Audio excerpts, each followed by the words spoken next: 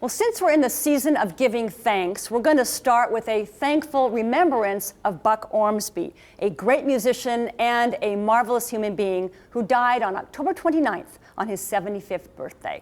Well, I love an angel. Buck was a killer bass player, and his illustrious music career began in 1955 in his hometown of Tacoma, Washington, when he co-founded Little Bill and the Blue Notes with his lifelong friend Bill Englehart. The Blue Notes were the first garage rock band in the Northwest and the first band to throw teen dances. Yes, bye-bye, baby. Please don't cry when I'm gone.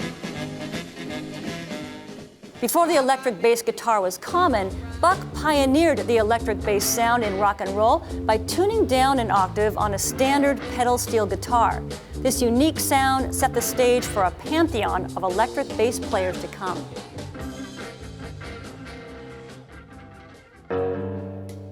In the early 1960s, Buck joined the Fabulous Wailers, a hugely influential band originally from Tacoma, whose 1959 hit single, Tall Cool One, climbed to number 36 and number 24 respectively on the Billboard Hot 100 and R&B charts.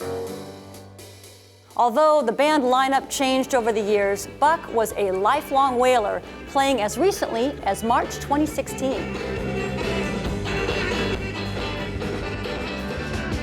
In 1970, Buck joined Junior Cadillac, the legendary good time rock and roll band who opened for pretty much every big show that came through the Northwest, including the Kinks, the Beach Boys, and the great Chuck Berry.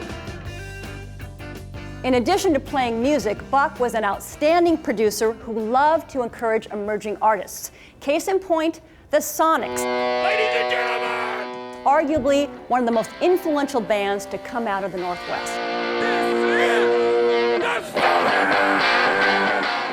Buck discovered the Sonics in the early 60s, signed them to the Wailers' own label, Etiquette Records, and in 1964 released the band's debut LP, Here Are the Sonics, often credited with being the debut of both punk rock and grunge.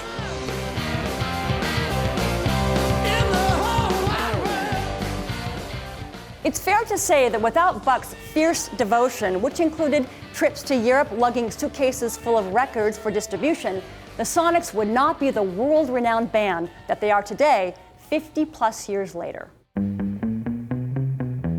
In addition to his shining career, Buck will be remembered for his impeccable character.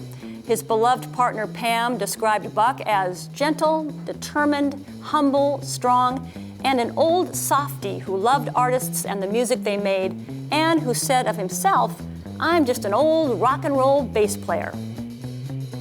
Buck was that and so much more. He was one of the best, and that great rock and roll band in the sky has welcomed a stellar new member.